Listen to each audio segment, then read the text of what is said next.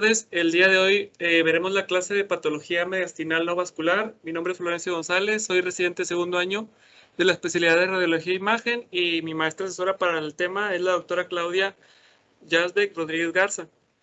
Este tema corresponde a la sección de radiología pediátrica y dentro de los objetivos que tenemos para hoy vamos a hablar un poco de la introducción, la anatomía normal, de acuerdo a la tomografía, que es lo que vamos a analizar más. También veremos algo de anatomía radiológica por radiografía simple y muy poquito de tórax. Y vamos a dividir la clase de acuerdo a las patologías que vemos en mediastino anterior, medio y posterior, que para fines de la exposición y de acuerdo al artículo que mandamos, vamos a clasificarlos de diferente o con otro nombre, de diferente manera o con otro nombre. Bien, pues bueno, la mayoría de la patología torácica en la población pediátrica se localiza en el mediastino y muchos de estos niños que vemos en la estación son asintomáticos y esta masa es encontrada de forma incidental durante un estudio de rutina o cuando se realiza algún otro estudio por otro motivo diferente. Algunos de ellos pueden presentar síntomas respiratorios, síntomas digestivos, sobre todo disfagia,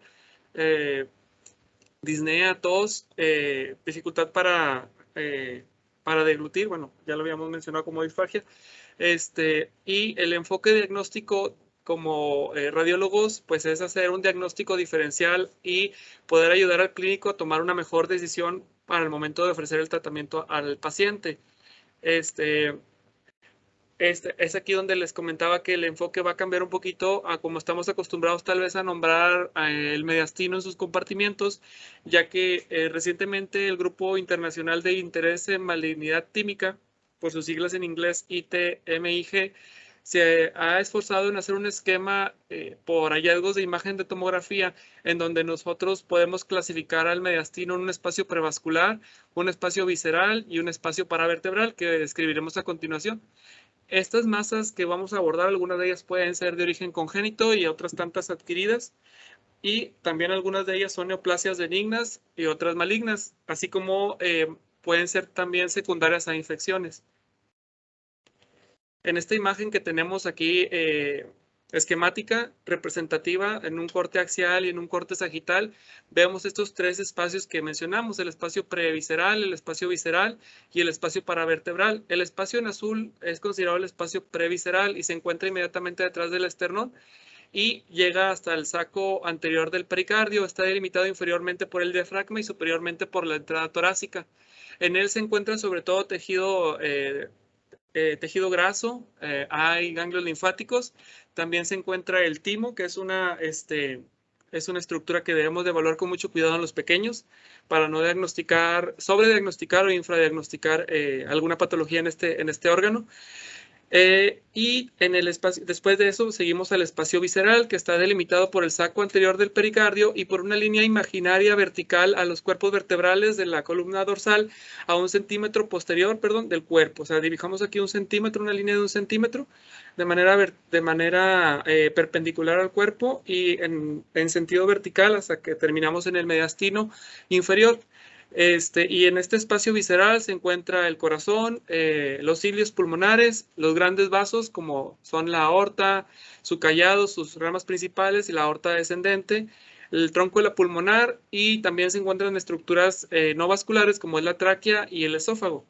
Y por último, el espacio paravertebral, que está posterior al espacio visceral y se encuentra delimitado por los procesos laterales de las apófisis transversas y la pleura también que recubre al pulmón. En este espacio sobre todo tenemos a la columna y tejido linfoide paravertebral, como son algunos ganglios de la cadena simpática del sistema autónomo, que más adelante también valoraremos.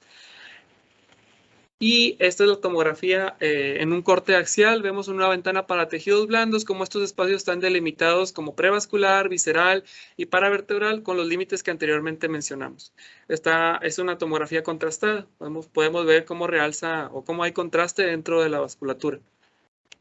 Hablando de la primera glándula que nos toca abordar y del espacio previsceral, vamos a empezar con el timo. El timo es un órgano bilobulado y es discernible por nosotros o radiográficamente a partir de los 3 años de edad por radiografía. tiene un reemplazo graso conforme avanza la edad del paciente y este comienza alrededor de los 10 años de edad. Y cuando nos toca verlo por ultrasonido, tiene una semejanza al vaso y el hígado en cuanto a su ecogenicidad. Por tomografía presenta una densidad de tejidos blandos y por resonancia es hiperintenso en T1. Recordando su embriología, pues el timo se origina a partir de la tercera bolsa faríngea y tiene un descenso a lo largo del conducto timofaríngeo. Esto puede hacer que en ocasiones podamos encontrar un timo ectópico a nivel cervical. Este conducto es profundo al esternocleidomastoideo, perdón, y podemos encontrar restos de este órgano por fuera de la entrada torácica. Para saber que estamos viendo un timo agrandado y que no es un timo patológico, pues es importante recordar que el timo puede ser cambiada su morfología por el latido cardíaco o el movimiento del diafragma, el movimiento respiratorio, y esto podemos nosotros valorarlo mejor por ultrasonido o una cineresonancia. Ya cuando el timo ya no lo vemos que se comprime o que deforma su morfología por estos movimientos, pues ya estamos hablando de que probablemente estemos ante una masa en el timo. Y aquí tenemos 3 radiografías, las 3 son de pacientes que se les tomó una radiografía de tórax por alguna otra razón y de manera incidental vieron un agrandamiento mediastinal, que en la primera radiografía lo que nos señalan las flechitas es el signo de la onda tímica. Este es un timo, pues, que para la edad del paciente se considera de tamaño normal, y que tiene, ustedes si se fijan aquí, tiene unas depresiones en su silueta que están causadas por las costillas, perdón. Y en la siguiente imagen tenemos el signo de la vela, tan conocido, que es cuando hace el signo con del timo, perdón, de la densidad del timo con la cisura menor del lóbulo del pulmón derecho, perdón. Y en esta también es otra radiografía de una pequeña donde vemos un timo prominente, pero de manera normal, como esperaríamos encontrarlos para la edad. Ya conforme vayamos viendo las siguientes imágenes, vemos que el timo va disminuyendo de tamaño. Aquí tenemos otra radiografía un poquito más representativa del signo de la vela, que podemos considerar aquí el timo que está agrandado. Florencia, devuélvete a la diapositiva anterior. Entonces aquí tenemos 3 signos radiológicos que vamos a poder visualizar normalmente y que pueden darnos como cierta tranquilidad de que estamos ante el timo. Entonces, ¿cómo se llama este signo? Signo de la onda tímica. Y luego, este es como el más clásico. Signo de la vela, ajá. ¿Y este? ¿Es el signo de la superposición del hilio? O... Aquí hace como una interfaz y ven como una hendidura, ajá, entre la silueta cardíaca y el timo. Entonces, pues se le conoce también como el signo de la hendidura. Entonces son esos 3, el de la oleada, el de la vela y el signo de la hendidura.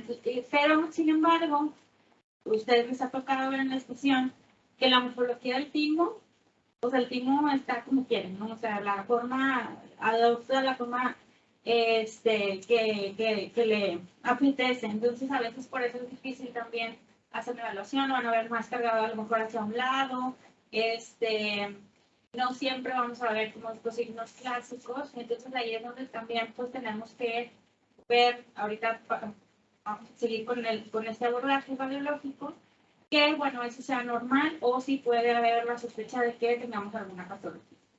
Ok, gracias, doctor. Muy bien, el signo de la vela de nuevo.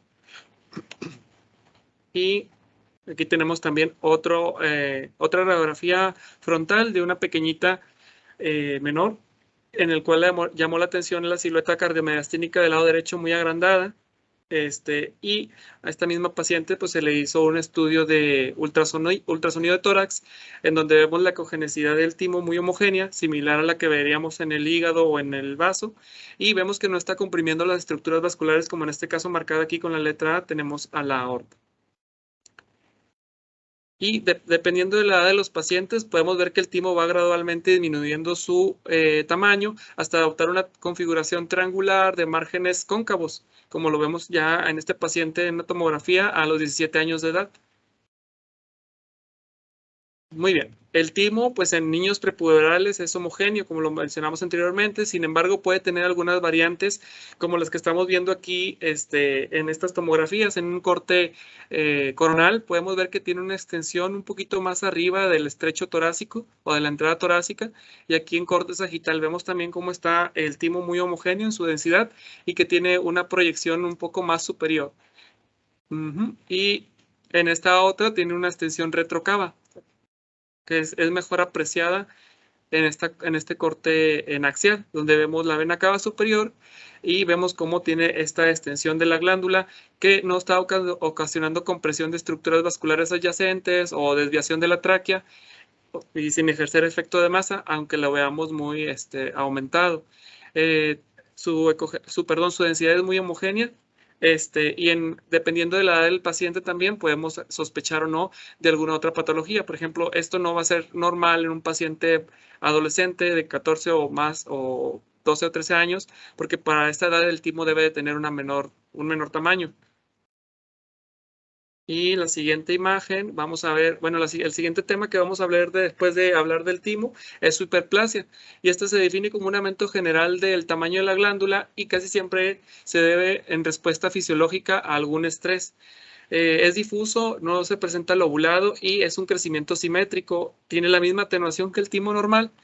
Y algún dato que nos pueda dar la certeza de que estamos hablando de una hiperplasia es la disminución de la señal en el eco gradiente, en la resonancia, en el T1. Es decir, si hacemos un T1 en fase y fuera de fase, podemos ver que hay una disminución abrupta de la señal, que ahorita vamos a ver una imagen, y nos hace sospechar más en una hiperplasia del timo, ya que se caracteriza por tener grasa de tipo macronodular, que es una característica que nos hace sospechar de benignidad, en cambio de un patrón graso micronodular, que estaríamos hablando más de un proceso linfoide o un proceso neoformativo a este nivel.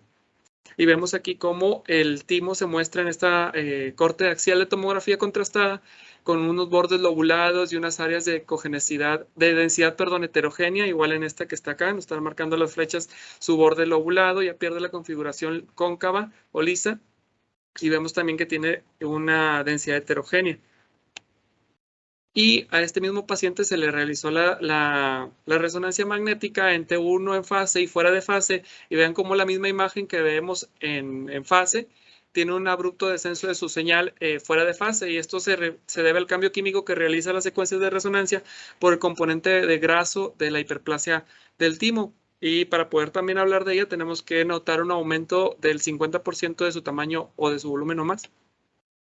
Y la hiperplasia también puede ser vista en pacientes que han recibido quimioterapia, en pacientes que se están recuperando de un ciclo de esteroides, ya que se cree que la respuesta fisiológica normal del timo es que durante un periodo de estrés fisiológico por el aumento del cortisol, el número de folículos disminuya, y cuando este cortisol se elimina del cuerpo o deja de estar presente, el timo vuelve a repoblarse, porque recordemos que también el timo es una glándula del sistema inmune que nos ayuda a madurar linfocitos de tipo T en las primeras etapas de la vida. Otra patología que también podemos observar en el timo son los quistes del timo. Son raros y pueden ser congénitos o adquiridos. Se ha visto que una relación importante, entre los quistes multiloculares con enfermedades autoinmunes y el VIH. Y aquí tenemos una radiografía anteroposterior de tórax, como tenemos una imagen que está ensanchando el mediastino y que se está extendiendo hacia el hemitórax izquierdo, que tiene bordes bien definidos y que tiene una densidad u opacidad similar a la de la silueta cardíaca.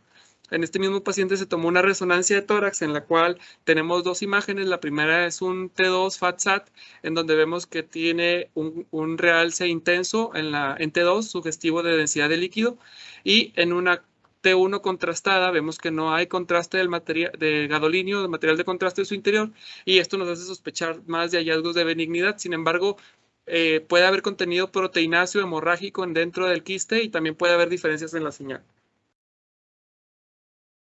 Otra patología del timo que es rara y que se sorprende uno cuando la ve porque son muy grandes son los timolipomas. Es benigno, está compuesto principalmente de grasa y miden en promedio 20 centímetros de diámetro. Cuando se hace el diagnóstico, se encuentran bien definidas y no hay datos de invasión, desplazamiento, compresión de estructuras. Y aquí podemos observar en este corte axial de una TAC contrastada, como vemos esta masa en el compartimiento previsceral anterior al corazón y colindando con la aurícula derecha, y como vemos su densidad heterogénea con áreas con densidad similar a la grasa. Como vemos aquí, la grasa del tejido celular subcutáneo también tiene áreas con esta misma densidad. Después la pieza histopatológica, pues vemos que está bastante grande, son al menos 7 centímetros. Se caracteriza por no tener cápsula, este tipo de patología, y la mayoría del tejido que vemos es graso. Esta es otra imagen también de tomografía contrastada en corte axial, donde vemos la ocupación del espacio previsceral, también por esta masa de bordes bien circunscritos o bien definidos, con áreas de densidad grasa en su interior mayormente y tejido blando, que también correspondió con un timolipoma. Hay otras patologías también que vamos a abordar en el timo y que es muy frecuente esta masa tímica, que es el timoma. Hay que saber diferenciar el timoma benigno de un timoma maligno o de los subtipos histológicos que son un poquito más invasivos. Por ejemplo, aquí en esta imagen también observamos una tomografía axial contrastada.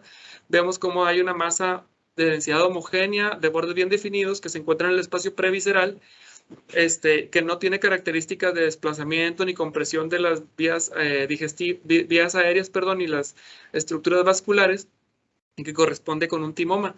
Sin embargo, también en la literatura se describe que hasta en 1% de los casos puede haber datos de un timoma más agresivo, un subtipo histológico de carcinoma, en donde claramente vemos aquí, lo que señala la flecha es que invade ya la vena cava superior. Y aquí tenemos otro caso de un carcinoma de timo o un timoma invasivo, en donde la radiografía de tórax lo que nos llama la atención es este agrandamiento, ensanchamiento mediastinal de predominio derecho, y lo que nos llama también la atención en la flechita son estas áreas de mayor radiopacidad, consistentes con calcificaciones que después se observaron en la tomografía en un corte coronal. Y aquí mismo vemos en el espacio previsceral esta gran masa y con las calcificaciones que ya veíamos por radiografía. Bien, ya pasando a otra patología del espacio previsceral, tenemos al linfoma. El linfoma se caracteriza por ser una neoplasia común en pediatría y es la primera masa más común en el mediastino. Lo dividimos generalmente o de manera más amplia en dos subtipos, el de Hodgkin y el linfoma no Hodgkin. El linfoma de Hodgkin, que es el que tiene mejor pronóstico al tratamiento, puede manifestar con síntomas clásicos como la diaforesis nocturna, la fiebre, la pérdida de peso y la adenopatía cervical no dolorosa, como los conocemos los síntomas B. Y el linfoma no Hodgkin tiene un peor pronóstico y se puede dividir en varios subtipos, que el que afecta más común a los pediátricos es el linfoma de Burkitt, y en adultos es el linfoma de esclerosis nodular. Pero ese se correspondería con el de Hodgkin. Bueno, entonces, esta radiografía de una pequeña de 16 años, vemos aquí cómo tiene un ensanchamiento mediastinal a nivel paratraqueal de manera bilateral. Vemos cómo hay una pérdida del receso costodiafragmático, del lado izquierdo, y vemos que también hay un aumento a nivel mediastinal inferior de volumen en el mediastino, que se diferencia de la silueta cardíaca. Se le tomó una tomografía y podemos ver cómo en el espacio prevascular de los ganglios linfáticos vemos estas múltiples imágenes de densidad homogénea y vemos derrame pleural bilateral. En este caso correspondía a un linfoma de Burkitt. La diferenciación de este tipo de patologías es histológica y con marcadores inmunohistoquímicos, que se divide en los que son Hodgkin con marcadores CD15 y CD30 positivos, y los que son no Hodgkin, que por lo regular son positivos a CD19, 20, 22 y 79. Y en esta imagen de radiografía también vemos otra masa que es dependiente del mediastino, o que sale del mediastino, que hace signo de la silueta con el botón aórtico y que no nos permite ver la ventana aortopulmonar, que está bien circunscrita, y que en la tomografía vemos que se encuentra ahora sí en el espacio previsceral, y tiene densidades heterogéneas. Como ustedes pueden ver aquí en las flechas, hay más hipodensidad sugestiva de áreas de necrosis. Se le hizo también un PET en conjuntado con la resonancia, y estas zonas que nos marcan aquí las flechas son zonas de hipocaptación del FDG, que nos hablan también de necrosis. Y este es el derrame pleural que veíamos en la tomografía. Se ve aquí en la resonancia. Y este es otro caso también, en una radiografía anteroposterior, vemos como hay un ensanchamiento mediastinal hacia ambos lados, que del lado izquierdo presenta estos bordes irregulares y que hay un signo del menisco en consonancia con un derrame. Se le tomó una TAC fusionada con PET y podemos ver que tiene áreas captantes y otras no, al radiofármaco, que en este caso fue el FDG. Y otro caso también que nos hace muy representativo del linfoma es que vemos múltiple, ensanchamiento mediastinal a nivel del mediastino, casi a nivel paratraqueal de manera bilateral, lo que está condicionando una disminución de la luz de la tráquea, y en una lateral de tórax vemos como este espacio que en un paciente sano es más radiolúcido, lo vemos un poquito más ocupado o obliterado, más radiopaco, en consonancia con esta tomografía que tiene múltiples imágenes de adenopatías prevasculares y paratraqueal inferior del lado derecho. Esto también fue un linfoma, y en este estudio de tomografía con PET se puede ver cómo hay un realce ávido de las cadenas ganglionares cervicales inferiores, paratraqueales inferiores derechas, izquierdas, y a nivel parailiar. Otro caso también de linfoma, esto hay que tener especial atención en cuanto a la vía aérea, porque estas grandes masas pueden ocasionar compresión o desplazamiento de la vía aérea, y al momento de posicionar al paciente para un estudio o de acostarlo, esto puede también traer consecuencias como que disminuya el calibre y podemos predisponerlo a alguna disnea o alguna otra situación de riesgo para el paciente, y hay que informárselos también al clínico. Bien, ahora hablando de otra también patología del espacio previsceral, tenemos a la tumor de células germinales, que es la tercera masa mediastinal más común. Se presenta por picos en la edad, a los 2 años y durante la adolescencia, y se dividen a grandes rasgos en seminomatosos y no seminomatosos. La mayoría de ellos se presenta de manera incidental, pero cuando son muy grandes pueden ocasionar dificultad respiratoria. Esto se debe a que durante la gestación, en las primeras semanas de vida, las células germinales primitivas pueden migrar del saco vitelino hasta la cavidad torácica y pueden quedarse ahí.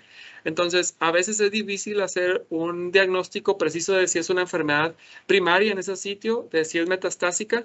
Entonces, en estos pacientes pues hay que complementar con el ultrasonido para ver si las gónadas se encuentran sanas o también están afectadas por esta patología. Hay un cierto tipo de marcadores que nos permiten a nosotros saber si el problema es mayor o menor, que son los marcadores de la alfa-fetoproteína, el antígeno carcinoembrionario y la fracción beta de la gonadotrofina coriónica humana. Y pues cuando los vemos son grandes masas también mediastínicas que son muy evidentes en la radiografía, y que vemos que ocasionan efecto de desplazamiento, tienden a ser muy invasivos y presentan una densidad muy heterogénea en la tomografía. Como podemos ver, zonas de realce al medio de contraste, incluso algunas calcificaciones, como en el caso del teratoma, zonas hipodensas con sugestivo de necrosis, y cómo desplaza a las estructuras de la línea media del mediastino hacia su contralateral. Y esta es una imagen también de PET con tomografía, en donde vemos un realce ávido, al medio de contraste. Bien, ¿cuáles son las características por imagen? Pues bueno, tienden a ser masas bien circunscritas, sólidas, lobuladas y se encuentran encapsuladas en el mediastino prevascular. Los teratomas pueden tener múltiples densidades debido a que pueden calcificarse y también componentes quísticos. Si nosotros vemos que es mayormente sólido y que realza y que es más invasivo, podemos hablar o sugerir que se trate de un teratoma inmaduro. Sin embargo, la diferenciación al fin de cuentas es histopatológica Y los seminomas, pues bueno, se caracterizan por márgenes mal definidos y como lo decíamos anteriormente, son localmente invasivos.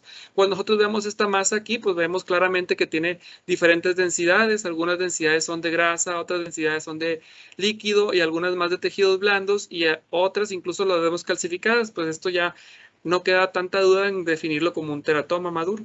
No vemos que tenga características infiltrativas o invasivas o muy agresivo que se comporte, entonces lo podemos definir como un teratoma maduro.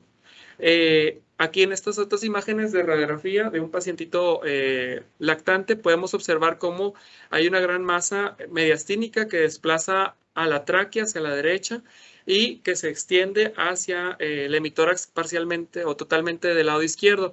Lo que nos señalan o nos llama la atención en estas flechas es que vemos áreas ahí más opacas o radioopacas y que persisten en el lateral. Incluso se llega a extender hasta el espacio paravertebral o está en franco contacto, perdón.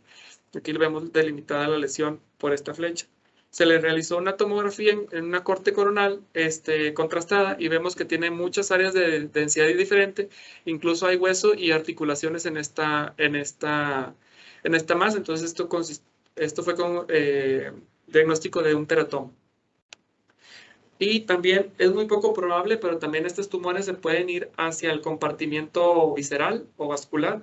Y en estas imágenes de resonancia magnética, en una secuencia de sangre brillante, podemos ver que en el tabique interventricular hay una gran masa de componente multiquístico que al momento de hacer una reconstrucción en coronal sigue estando en el tabique interventricular, que lo desplaza y lo comprime. Y vemos cómo se comporta de manera diferente en este T1 contrastado. Y en esta reconstrucción de dos cámaras podemos ver también cómo está comprimiendo el ventrículo izquierdo y el ventrículo derecho. Se resecó la lesión y fue un teratoma. ¿Pero esa lesión era cardíaca o era de prevascular y tenía extensión vascular? Ajá, esta la marcaba la literatura como una lesión de células germinales y que podría también encontrarse en el espacio vascular. Sí. Sí, no marcaba si era previsceral.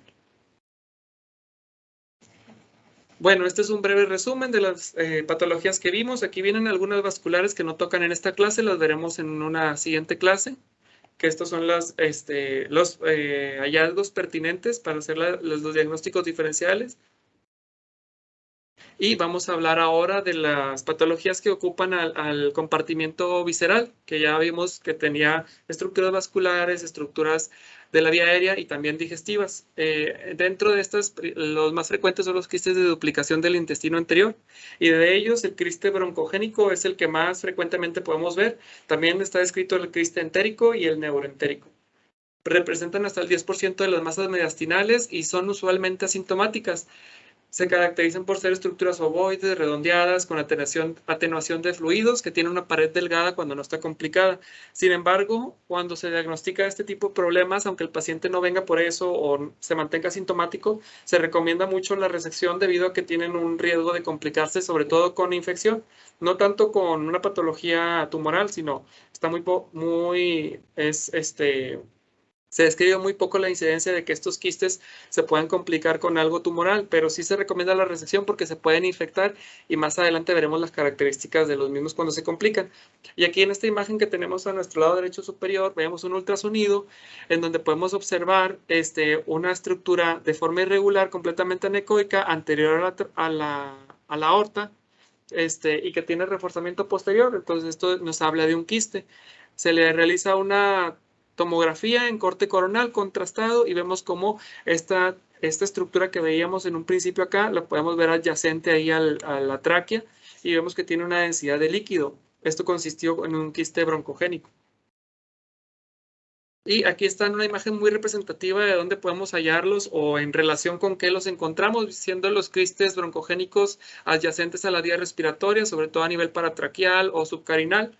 Y todos se definen como broncogénicos porque tienen un revestimiento epitelial de tipo respiratorio, mientras que los quistes entéricos se encuentran adyacentes al esófago, casi siempre a nivel del hiato, y tienen un componente o un epitelio de tipo entérico. Aquí tenemos imágenes que son representativas de esta patología. Vean ustedes como una radiografía P vemos un aumento de la silueta cardiomediastínica a nivel del ilio del lado derecho vemos acá también en la lateral del mismo paciente cómo está posterior a la tráquea.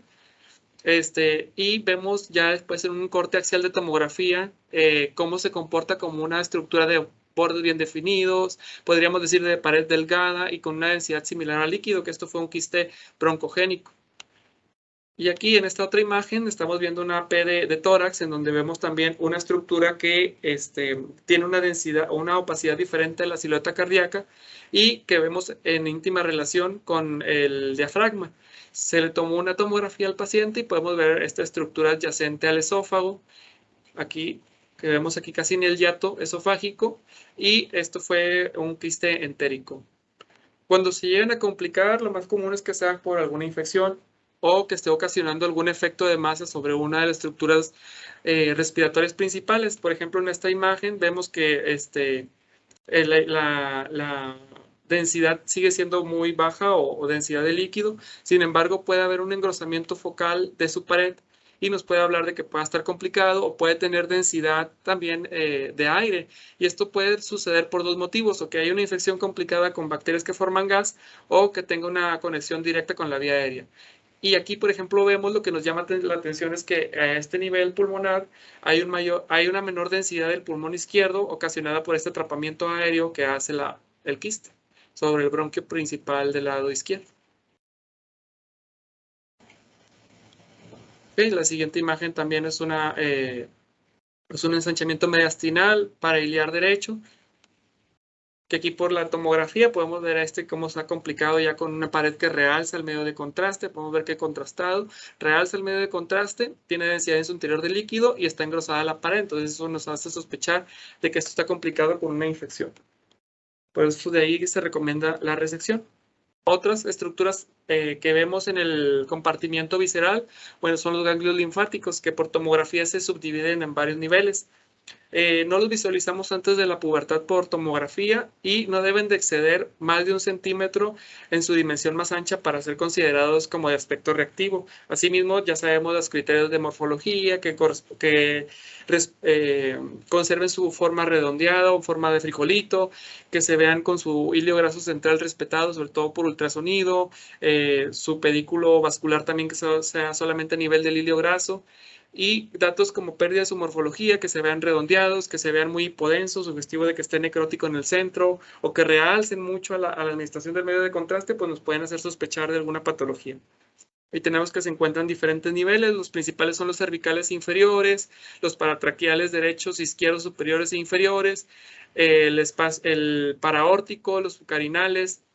Y así, conforme vayamos viendo dónde se encuentran, vamos a irlos nombrando. Y bien, aquí podemos ver dos casos, de linfadenopatía, que es una pérdida de la morfología normal del ganglio. Y en esta primera imagen, cuando nosotros veamos un ganglio aumentado de tamaño o en la topografía de donde están los ganglios, que esté a un centro hipodenso, la primera sospecha, y sobre todo en nuestro medio, es que el paciente pueda tener una tuberculosis. Ahí cabría ver también la ventana pulmonar, a ver si tenemos algunos otros datos. Y ya cuando la infección es latente, cuando estamos sospechando de una infección fúngica o de metástasis, porque también puede ocurrir que se den metástasis, sobre todo de osteosarcoma, a ganglios linfáticos. Si se vean calcificaciones, pues bueno, esos son nuestros diagnósticos diferenciales. Bien, ahora vamos a hablar brevemente de la enfermedad de Castleman, que es una enfermedad rara. Es una enfermedad de proliferación clonal y puede ser unicéntrica o multicéntrica. En los pacientes pediátricos más comúnmente es unicéntrica y en los adultos es multicéntrica y se ha visto relacionada con los virus del herpes, de la familia del herpes, sobre todo el serotipo 8. El tratamiento es la resección quirúrgica y se caracteriza también por ser adenopatías, pero que presentan una atenuación alta y realzan el medio de contraste. En la resonancia, en la secuencia de T1 se ve de ISO hiperintensa y en la secuencia de T2 son hiperintensas. Pero es tejido linfoide. En la enfermedad de Castleman es tejido linfoide aumentado de tamaño y que realza el medio de contraste. Y que se ve más hiperdenso en una tomografía simple, ¿verdad? Que no tenga contraste, vamos a ver estas adenopatías más hiperdensas. Y aquí tenemos en el ensanchamiento mediastinal para iliar derecho. Y en la tomografía podemos ver que hay zonas donde hay franco realce el medio de contraste y están condicionando este ensanchamiento que ya veíamos en la tomografía.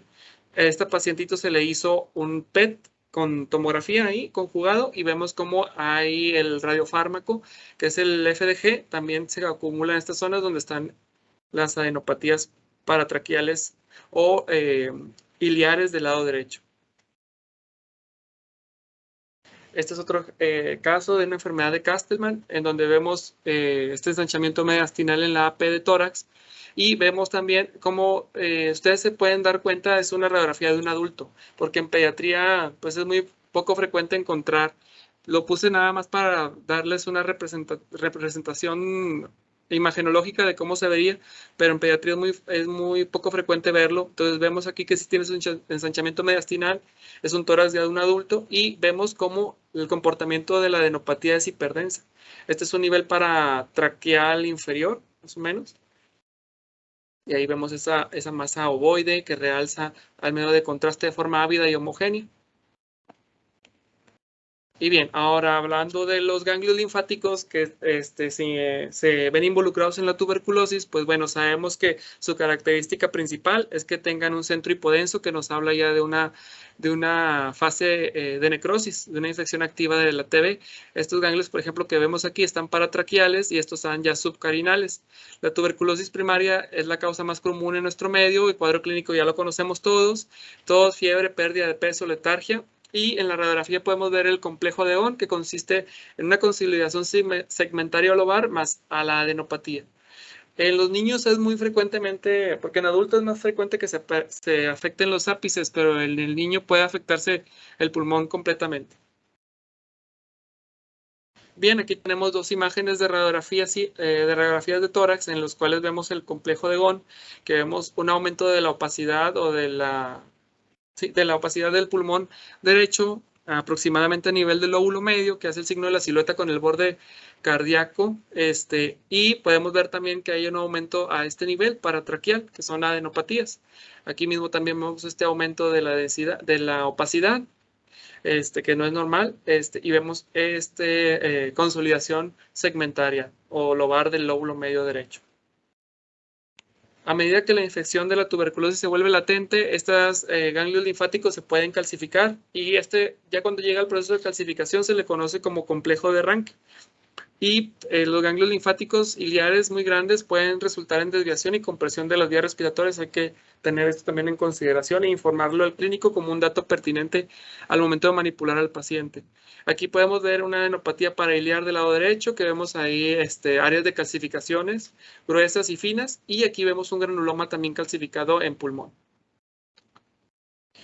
Otros hallazgos que pueden asemejar masas en el compartimento visceral, bueno, pues puede haber la presencia de un arco aórtico derecho, y se caracteriza porque desvía y estrecha la tráquea y amplía la franja paratraqueal derecha. Otra condición que puede condicionar un hallazgo de una masa en el compartimento visceral es la dilatación aneurismática de la aorta ascendente. Sin embargo, esto lo sospechamos más en pacientes con Marfan. Y las hernias. También las hernias pueden ser congénitas o adquiridas, como Morgagni, y las hernias paraesofágicas, que también pueden simular una masa en mediastino visceral. Aquí vienen las características distintivas de cada una de las lesiones que vimos, principalmente el quiste de duplicación, la linfadenopatía y sus diferentes afecciones, pero sobre todo nosotros vemos tuberculosis. La sarcoidosis también puede caracterizarse por un aumento del tamaño de los ganglios o adenopatías, pero es muy raro en niños, perdón. Es para ver si estaban poniendo atención. Y es un diagnóstico de exclusión. Bien, ahora vamos a hablar de los tumores neurogénicos. Estos ocupan al espacio, no, carotidio, no, al espacio paravertebral. Vamos a hablar principalmente de los tres que vemos en pediatría más comúnmente, siendo el de mayor importancia para nosotros el neuroblastoma, el ganglioneuroblastoma y el ganglioneuroma. También vamos a hablar de los tumores de la vaina nerviosa, pero posterior a ellos. De todos, el más agresivo y el que más preocupa cuando lo vemos es el neuroblastoma. Y si ustedes recuerdan, es más frecuentemente encontrado en las glándulas suprarrenales. Sin embargo, también puede haber diseminación o puede haber presentaciones primarias en mediastino, sobre todo a nivel de mediastino paravertebral, porque ahí también tenemos células ganglionares del sistema nervioso. Este tumor tiene un mejor pronóstico cuando se presenta en mediastino que cuando se presenta en la médula suprarrenal, perdón. Y la incidencia de presentación es más común a nivel de la médula suprarrenal, también puede presentarse en segundo lugar en tejido retroperitoneal y por último lugar se presenta en el mediastino. O sea, no es tan común verlo en mediastino. El ganglioneuroblastoma es un tumor intermedio entre maligno y benigno y el ganglioneuroma es la fase evolutiva final de un neuroblastoma, es decir, es un tumor ya benigno. Las características principales del ganglioneuroblastoma, pues bueno, ya lo veíamos, es un tumor transicional, maligno y benigno, se presenta en niños menores de 10 años y el ganglioneuroma es un tumor benigno que representa el estadio de maduración del neuro y ganglioneuroblastoma. Los niños por lo regular afectados son mayores de 10 años y el cuadro clínico se caracteriza por efecto de masa, con dolor torácico, estridor, tos y los signos de compresión medular, que hay que tener especial énfasis en los signos de compresión medular que también nos puede hablar de estos tumores. Hay un síndrome que es el síndrome de Horner que se caracteriza por tener tosis, miosis y anhidrosis. Es una manifestación rara, pero puede estar presente cuando se afecta el ganglio estrellado de la cadena cervical superior. Entonces, se afecta por alguna tumoración que lo vamos a ver más adelante y el paciente puede presentarse con estos signos y síntomas. Y hay otra presentación muy poco frecuente que sería como un síndrome paraneoplásico, que lo vemos en ganglioneuroma, que el paciente tiene diarrea persistente y que no mejora tras las medidas tras el tratamiento clínico. Y esto se ve relacionado por una secreción inadecuada del péptido intestinal vasoactivo. En la siguiente imagen podemos nosotros ver que hay un signo que se llama el cervicotorácico, en el cual vemos un aumento de la opacidad a nivel mediastinal que se extiende por encima de la clavícula y esto nos hace sospechar que la lesión se encuentra en el mediastino posterior o en el espacio paravertebral. Y el neuroblastoma pues es el tumor maligno que surge de las células que forman la cresta neural primaria. Típicamente tiene una forma fusiforme y tiene densidad de tejidos blandos y hasta el 50% de los tumores torácicos pueden tener calcificaciones de acuerdo a la literatura. Este tumor se comporta de manera agresiva, crece en varios espacios intercostales y con frecuencia invade el canal vertebral. El estadiaje del mismo es a base de un sistema internacional de clasificación de grupos de riesgo del neuroblastoma y se basa principalmente en si tiene invasión traqueal, compresión traqueal o si está también invadiendo estructuras vasculares, que eso dificultaría su resección. En esta misma paciente se tomó una radiografía lateral de tórax y podemos ver que esta estructura o esta opacidad que veíamos en un principio está posterior a la tráquea y nos hace ahí un poquito difícil de valorar los cuerpos vertebrales de la columna dorsal y cervical. En estas imágenes de tomografía computarizada en corte axial sin contraste podemos ver cómo esta gran masa está en el espacio paravertebral del lado izquierdo, tiene características de una densidad heterogénea con áreas hiperdensas y vemos que en la resonancia, en una secuencia de T2, perdón, sin contraste, podemos ver que tiene afección o que se comunica al espacio medular a través de un agujero de conjunción. Y la resonancia es la modalidad de imagen para ver si hay compromiso o no de la médula.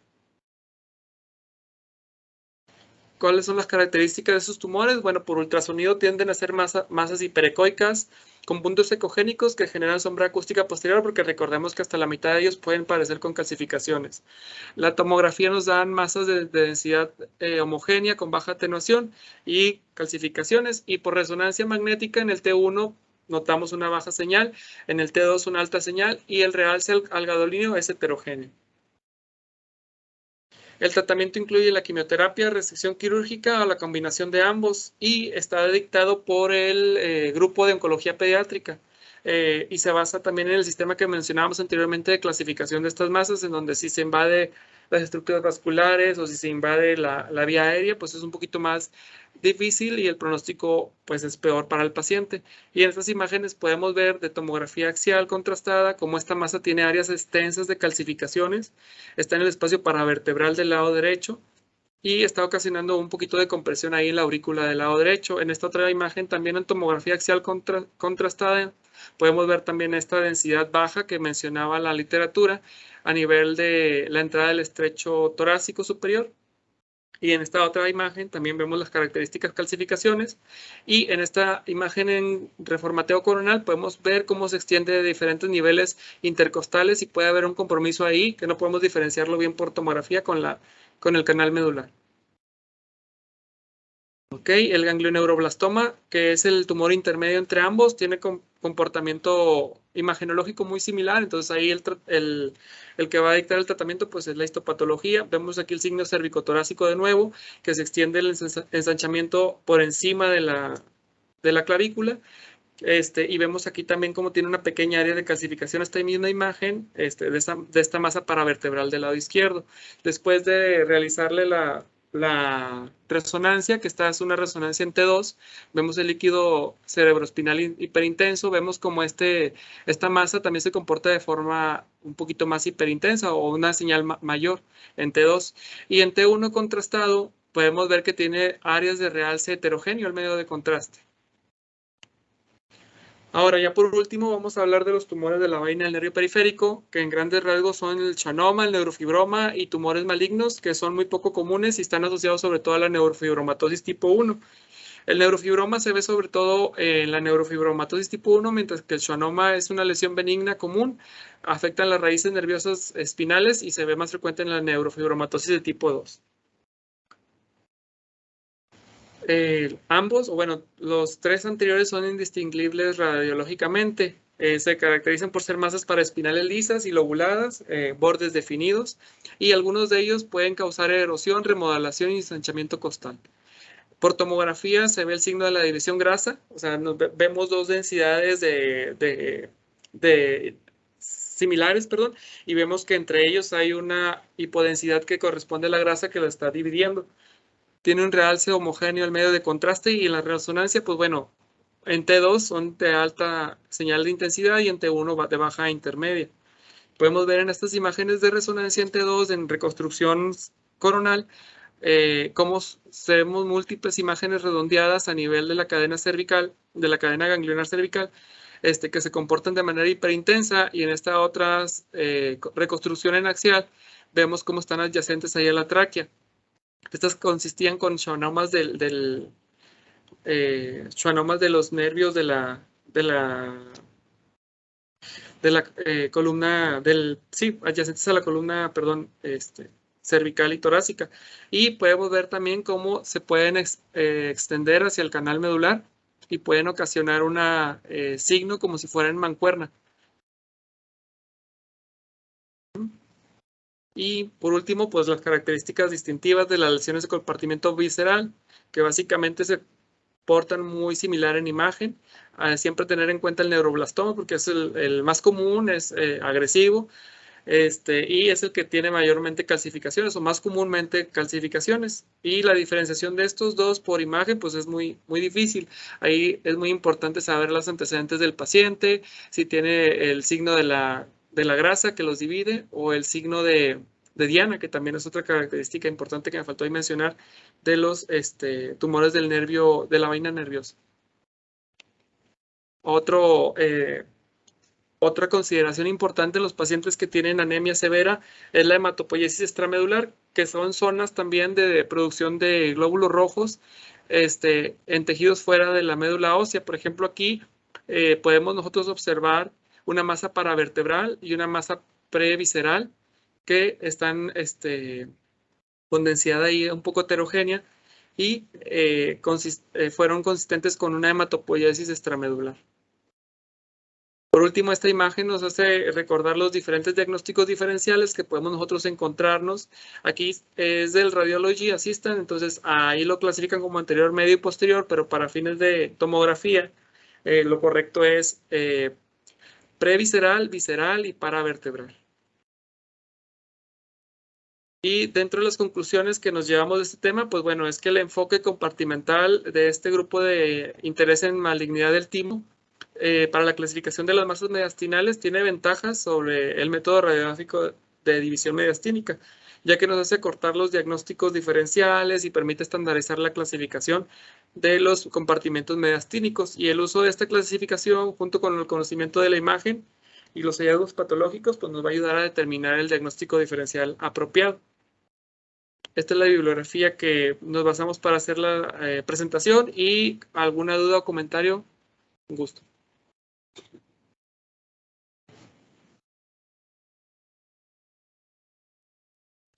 Muy buena presentación. Gracias. Hay maneras, por imagen, se puede distinguir el timoma del linfoma. Pues nada más, pues la localización.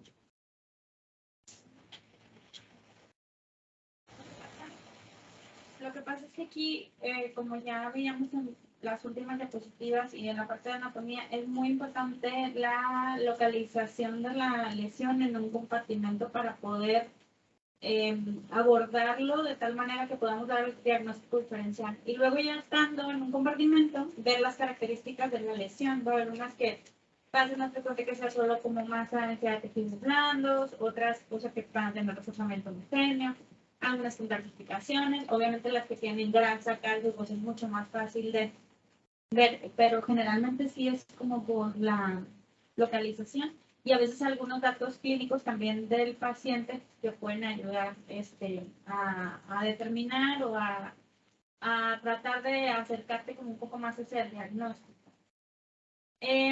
Aquí en cuanto a las lesiones que son prevasculares, las lesiones del timo, pues a veces podemos ver una imagen que sea sospechosa tal vez por radiografía, que sea un hallazgo incidental. Entonces, como recomendación y también para habituarnos un poco, pues el uso del ultrasonido para hacer la evaluación de ese tipo de lesiones que tal vez creemos que puede estar en el timo, para ver si es un timo de características normales o si tiene algunas otras componentes quístico-calcificaciones que nos pueden ayudar a discernir lo normal de lo anormal antes de, sobre todo en los niños, pasarlo a una tomografía. ¿Okay? En los que pueda quedar duda a lo mejor de que será el timo, está medio raro, antes de sugerir una tomografía, pues hacer un complemento con ultrasonido, eso puede ayudarnos. Ya habíamos visto una clase de ultrasonido de timo y los diferentes abordajes que podemos hacer para hacer la evaluación, debido a que, como mencionábamos, la morfología que tiene el timo pues puede ser muy variable, ¿verdad? Entonces, sí, muy importante su abordaje radiológico en base pues a la anatomía finalmente y muchas de las lesiones van a ser finalmente corroboradas por histopatología, pero pues tratemos de acercarnos un poco más a lo que a la lesión que puede ser. O sea, hay que ver si la lesión, ya mencionaba Florencio, tiene un aspecto más infiltrativo, si tiene afección pulmonar, si tiene afección pleural, si tiene derrame, si no, que a lo mejor pudiera ayudarnos para acercarnos más hacia al diagnóstico. Sí, gracias, doctora. Y un último comentario, Ernie, con eso que preguntaba, sí nos parece importante mencionarlo, que en la literatura, y como la doctora dijo, lo más importante es la clínica. Si bien dices, el timo puede ser involucrado en linfoma, sí, y el linfoma más comúnmente es el no-Hodgkin.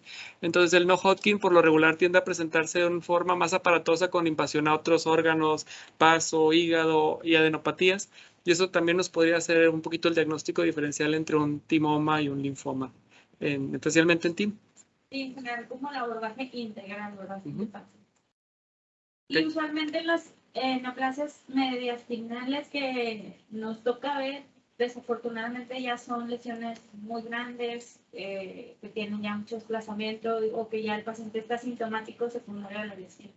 Son un poco los hallazgos, las lesiones incidentales que captamos. Gracias.